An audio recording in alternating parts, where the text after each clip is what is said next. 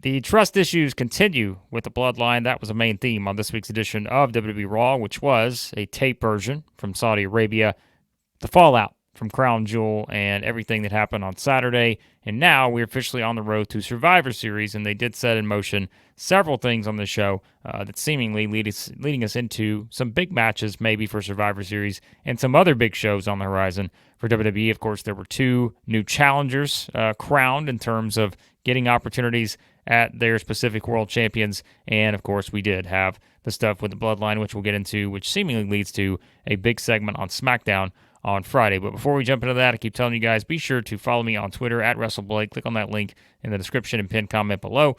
Having some fun discussions with you guys on Twitter over there. So follow me at WrestleBlake on Twitter/X. But let's jump into this week's Raw. And again, the Bloodline was kind of the main segment here, I think, as you look at the dynamic between Sami Zayn, Jey Uso, and Jimmy Uso.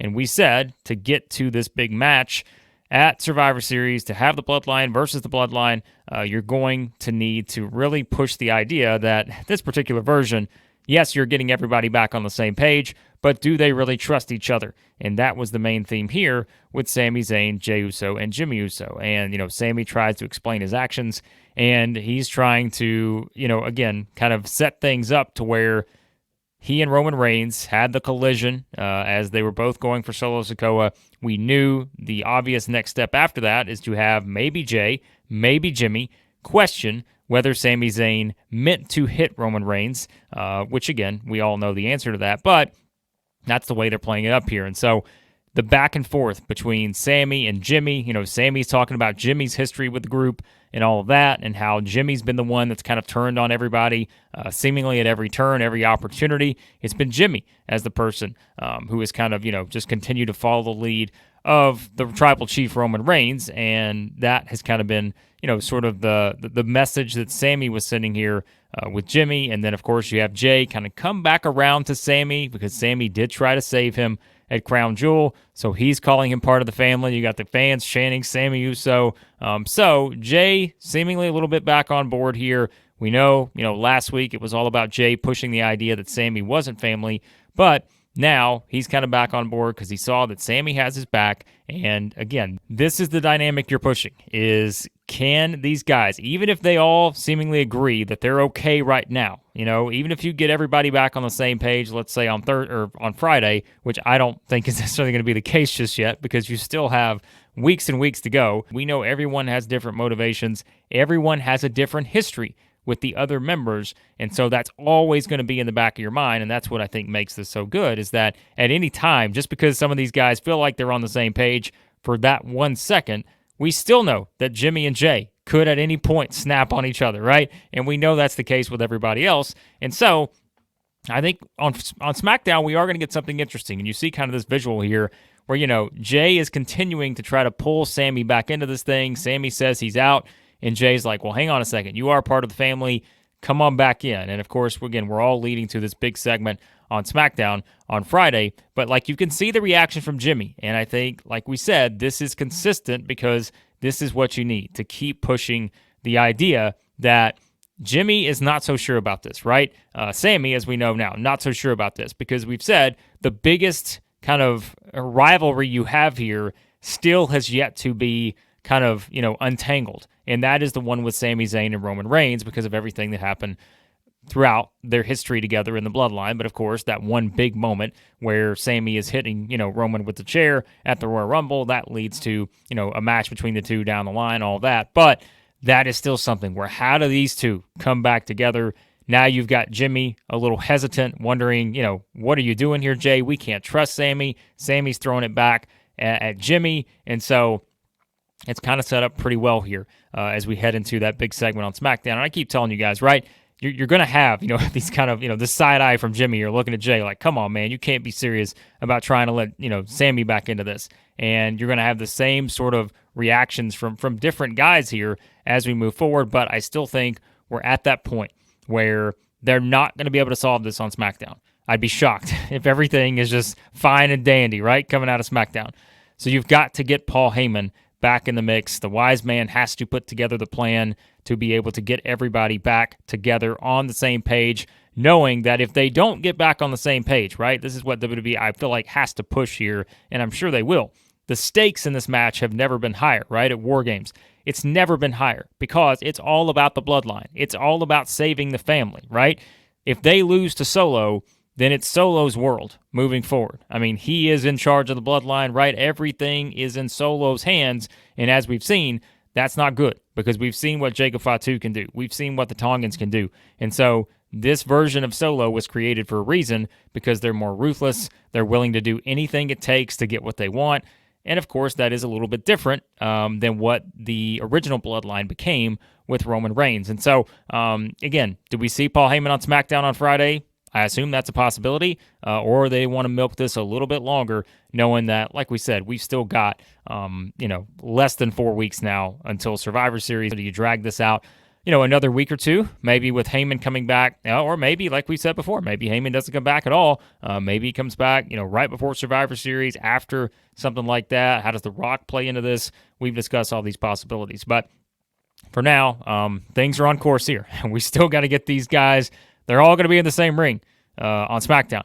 But can they all figure out a plan that's going to work for everyone and meet everyone's needs here in terms of trying to get out of this what they want, even though we know there's still, Jay is here, still reluctant, I think, to get everybody back together. And if Sami does decide to join, which we know he will eventually, he's still going to be, a little bit weary, I think, of what could happen by teaming with Roman Reigns again, teaming with Jimmy Uso again, and it's just teasing the tension and continuing to push that idea that the relationships have not been fixed between all these guys, as they shouldn't be because of everything that happened in the past. But we'll talk about that on SmackDown on Friday. But we did have 2 new challengers set for World Championships, and it was Damian Priest winning the 4-way match in the main event.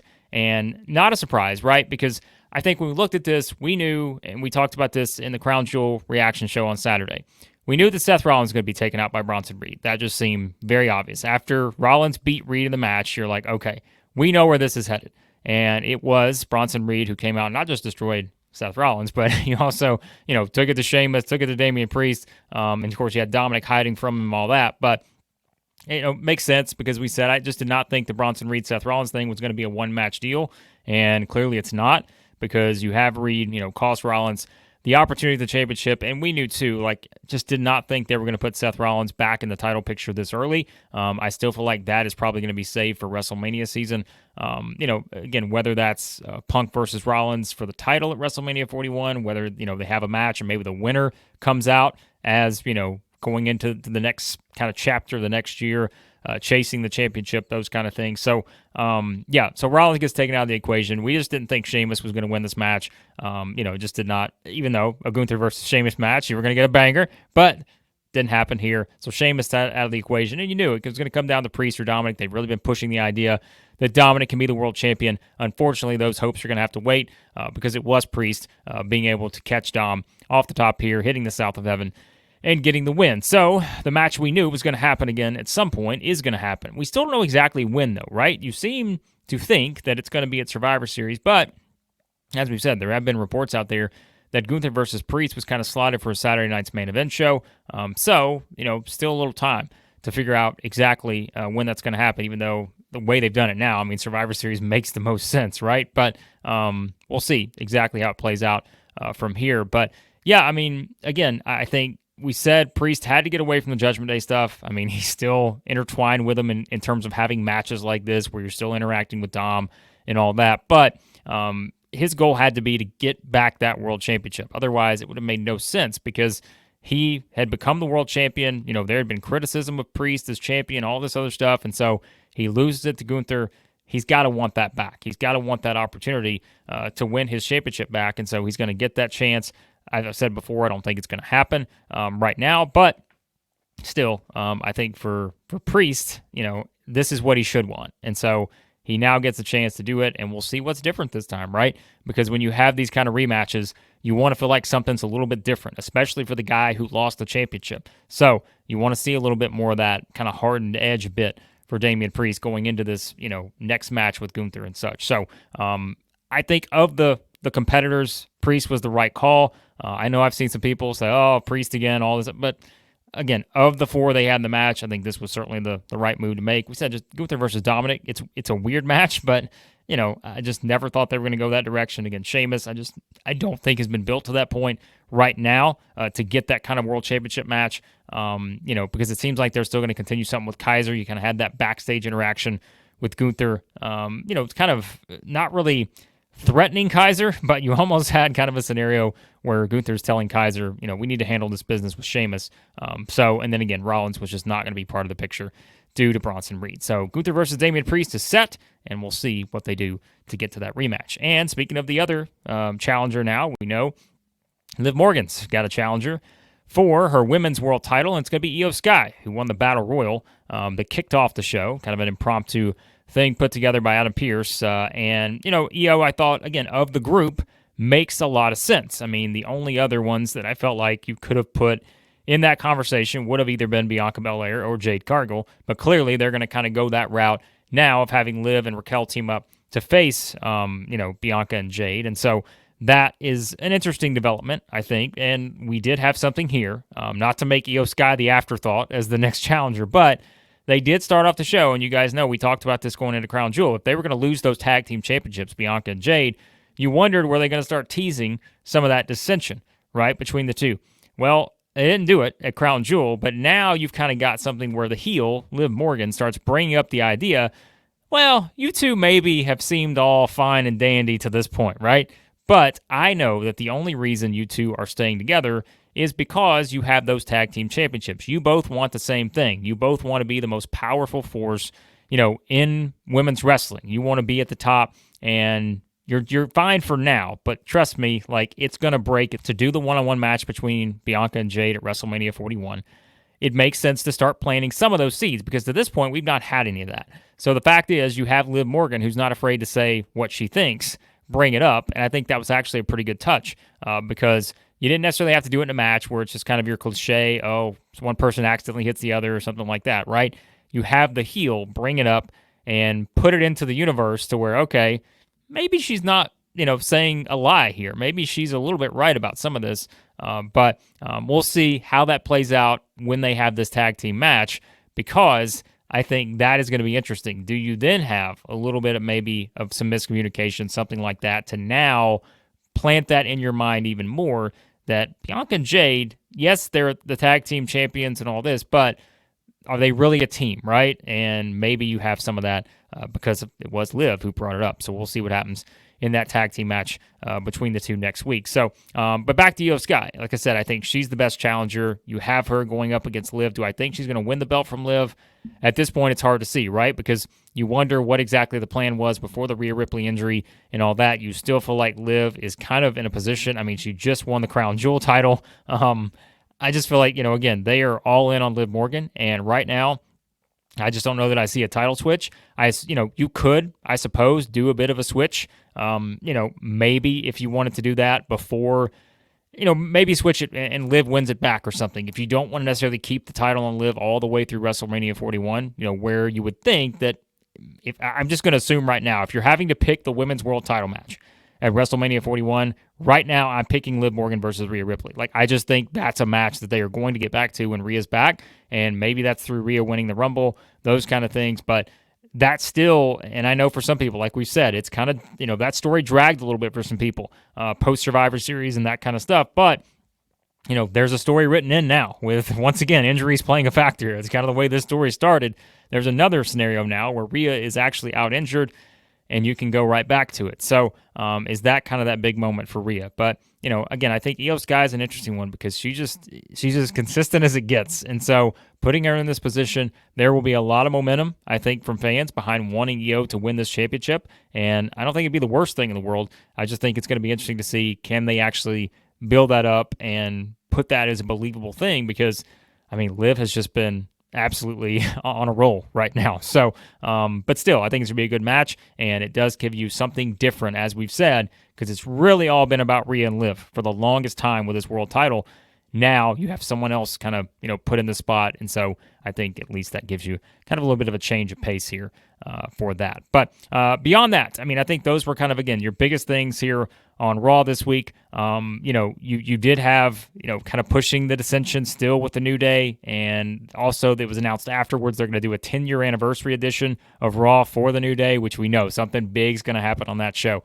But you still kind of pushing the dissension, and Xavier Woods and Kofi Kingston not being on the same page. You've got to think for that 10-year anniversary, New Day thing, they're going to bring Big E back, but what role does he play? I don't mean from an in-ring standpoint. I mean, how does he play into this story they're telling between Xavier Woods and Kofi Kingston? Elsewhere, you had Dragon Lee get a win over Chad Gable. Seems like they're not just, giving Dragon Lee a bit of a reignited push here, which I think is interesting because you are going to, kind of take him maybe a little bit further, giving him some opportunities that are a little bit bigger now. But you did have kind of the videos here from the Wyatt Six where they have seemingly kidnapped The Miz, and, Bo Dallas has set his sights on The Miz, and so it's another one of those things where you have, kind of Final Testament added into it and all that, but that was definitely something that they played up here as well. And, I mean, really, like I said, I think that was kind of your main theme on this edition of Raw, was really pushing those top-tier stories and getting your kind of challenger set, like we said, for some of these big matches. And so, I mentioned even some of the more subtle things like the Gunther, Ludwig Kaiser backstage interaction, that kind of stuff, was still there. And so that was also something else to note here. Like, there's no Braun Breaker on this week's Raw, too. And, of course, he won that championship. I assume we'll know for sure on that probably next Monday on Raw. I would think that's when you really start to, get whatever is next for Breaker. Maybe there's something, what's the next match for him at Survivor Series, those kind of things. There you go, guys. There were some quick thoughts on this week's edition of Raw. Again, I thought crowning, new challengers, always a good idea. Gives you kind of a fresh start now on the road to Survivor Series.